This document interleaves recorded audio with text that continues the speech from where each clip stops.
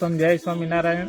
આજે અમે શ્રી સ્વામિનારાયણ મંદિર સલારી ગામની અંદર સદગુરુ સ્વામી બાલકૃષ્ણ સ્વામીના આશીર્વાદ રૂપ આ બોરડીના દર્શન કરવા માટે આવ્યા છીએ।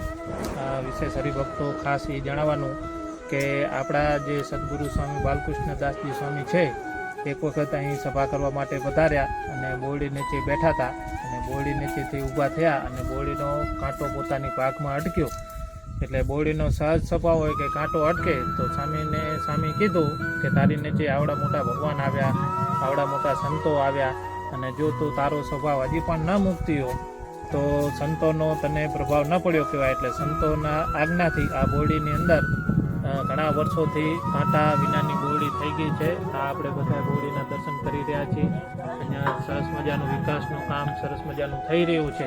તો બધા હરિભક્તોને ખાસ વિનંતી કે જ્યારે સમયની અનુકૂળતા મળે ત્યારે શ્રી સ્વામિનારાયણ મંદિર સલારી ગામથી લગભગ 1.5 કિલોમીટર શ્રી રાજમાઈ માતાજીનું મંદિર આવ્યું છે, એનાથી 100-200 મીટર પાછળની સાઈડ ત્યાં બોરડીના દર્શન કરવા માટે તમામ હરિભક્તો ખાસ પધારજો।